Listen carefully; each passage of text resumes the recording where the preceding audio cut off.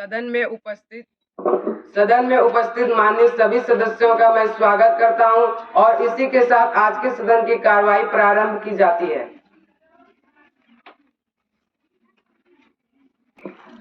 माननीय अध्यक्ष महोदय, संविधान के अनुच्छेद 45 में यह प्रावधान किया गया है कि 14 वर्ष तक के बच्चों के लिए निःशुल्क एवं अनिवार्य शिक्षा की व्यवस्था अगले 10 वर्षों में की जानी चाहिए, लेकिन आज भी बाल मजदूरी, पढ़ाई पूरे के बिना विद्यालय छोड़ने वाले बच्चों की संख्या व लड़कियों की कम साक्षरता प्रतिशत इस बात की ओर संकेत करते हैं कि शिक्षा संबंधित कानून पूरी तरह से लागू नहीं हो पाए। इसीलिए इस सदन में बहुत जरूरी है। मैं सरकार की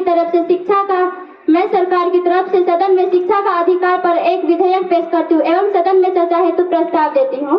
धन्यवाद। माननीय सदस्य कनिज जी, आपकी बारी है, बोले। एक महत्वपूर्ण विषय है। हमारी सरकार ने सबके लिए शिक्षा देने के पहले कई कोशिशें की है, इसीलिए मैं अपनी दल की ओर से इस बिल को समर्थन करती हूँ।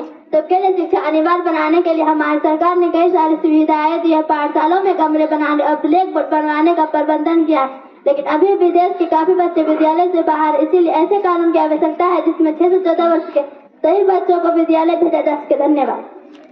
सदस्य, अब मैं सादिया जी से अनुरोध करता हूं कि वे बोले। महोदय, मैं इस बात से खुश हूँ कि इस विधेयक में यह प्रस्ताव है कि किसी भी बच्चों को विद्यालय जाने के लिए 1 किलोमीटर से अधिक दूरी तय करनी नहीं पड़ेगी। ऐसा होने से खासकर लड़कियों में पढ़ने में विशेष सहूलियत मिलेगी, क्योंकि अधिकतर अभिभावक विद्यालय दूर होने के कारण लड़कियों को पढ़ने नहीं भेजते। उनके पास बेटियों को भेजने का साधन नहीं होता। धन्यवाद। माननीय सदस्य जिशान जी अपनी बात कहेंगे। महोदय, मैं इस बात का पूरी विनम्रता के साथ विरोध करता हूँ। हमारे पास शिक्षा हेतु कई नियम है। कोई भी नया कानून बनाने से समस्या का समाधान नहीं होता। असली समस्या यह है कि बनाए गए नियमों को सही ढंग से लागू नहीं किया जाता।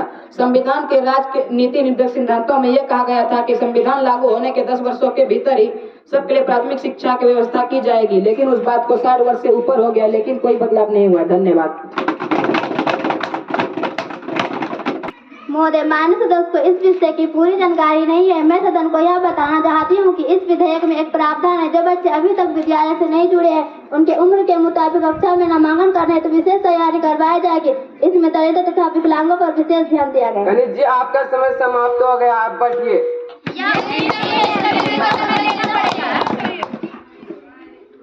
शांत रहे। नीलू जी, आप बोले। महोदय, शिक्षा के किसी कानून का तब तक कोई लाभ नहीं होगा जब तक सभी के लिए समान विद्यालयों की व्यवस्था नहीं की जाती। हमारे देश में कई तरह के विद्यालय चल रहे हैं, जिनकी वजह से एक जैसी शिक्षा की व्यवस्था करना संभव नहीं लगता।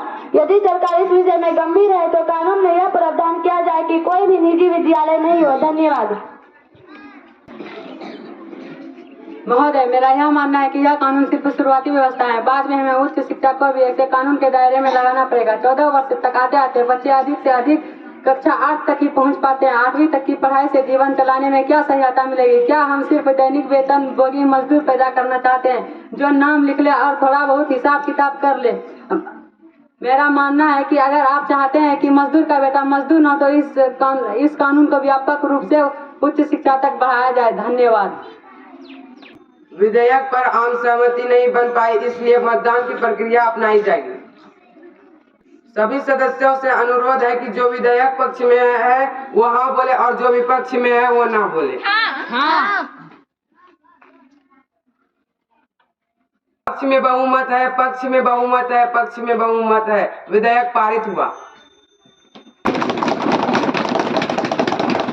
आप सभी माननीय सदस्यों को मैं सरकार की तरफ से बहुत बहुत धन्यवाद देती हूँ कि आपने इस बहुमूल्य विधेयक की पारित करने में अपनी सहमति प्रदान की। इस विधेयक के परिणाम बहुत अच्छे होंगे।